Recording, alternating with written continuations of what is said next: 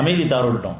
இந்த பேசுகிற மனசை வச்சுக்கிட்டு அது குடும்பத்தில் அப்பா அம்மா பேசினாலும் சரி, பிள்ளைங்க பேசினாலும் சரி, கணவன் பேசினாலும் சரி, மனைவி பேசினாலும் சரி, அது எப்படி அவங்க பேசலாம்?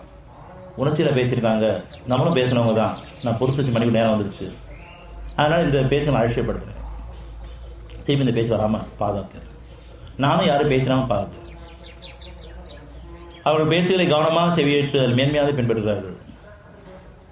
அல்லாஹ் நேர்வழி செலுத்துவது தேர்வு தான். இவர்களே நல்லொழுகிறார்கள். அதனால் விளக்க வேண்டிய விளக்கணும். சைத்தானுடைய பேச்சுக்களையும் சைத்தானுடைய குணங்களையும் விளக்கணும், விளக்கி கேட்கணும் வேண்டும். அதில் 17 எவர்கள் ஷைத்தான்களை தவிர்த்து கொண்டு அவர்களை விட்டு விலகி முற்றிலும் அல்லாஹ்வின் பால் முன்னோக்கி இருக்கிறார்களோ அவர்களுக்குத்தான் நல்ல அருள். ஆகவே நல் அடியார்களுக்கு நற்செய்தி கூறுவீராக. எவர்கள் ஷைத்தானை தவிர்த்துக் கொண்டு அவர்களை விட்டும் விலகி முற்றிலும் அல்லாஹ்வின் பால் முன்னோக்கிறார்களோ அவர்களுக்குத்தான் நல்லருள். ஆகவே நல்ல இடத்துக்கு நற்செய்தி கூறுகிறார்கள். நம்ம கிட்ட எப்படி சைத்தான் ஊடுருவான்னு உணர்ந்து அவனுடைய விலக விரும்பணும். வேண்டாமே உணர்ச்சிகள் வேண்டாம், உணர்வில் வாழ விரும்புகிற ஒன்பது திரும்புகிறேன். நீ வாழ வைக்கும் காலமெல்லாம் என்னையும் என் பெற்றோரையும் குடும்பத்தாரையும் சமுதாயத்தையும் உணர்வில் வாழ வைக்கும் உணர்ச்சிகள் வேண்டாம் நமக்கு.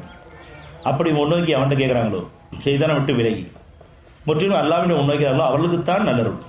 நிலையான அமைதியான நிம்மதியான சுகமான சுதந்திரமான ஆரோக்கியமான வாழ்க்கை, முன்னுதாரணமான வாழ்க்கை, சத்தியத்து சாட்சியமான வாழ்க்கை இனிமே நமக்கு அமைச்சு தருவோம். நம்ம அமைச்சிக்க முடியாது. நம்ம அறிவு கொண்டு அமைச்சிக்கிட்ட வாழ்க்கை ஒன்று இருக்குது, இறைவன் அருளை கொண்டு அமைக்கப்பட்ட வாழ்க்கை ஒன்று இருக்குது. நம்ம இரண்டை படிச்சோன்னா அவன் நமக்கு வாழ்க்கை அமைச்சு தருவோம். அது சுகமான அனுபவமாக இருக்கும், என்ன தொடரக்கூடிய அனுபவமாக இருக்கும், சுகமாக இருக்கும். அதில் உள்ளச்சம் கலந்துருக்கும், நன்றியுடன் இருக்கும், பணிவும் இருக்கும்.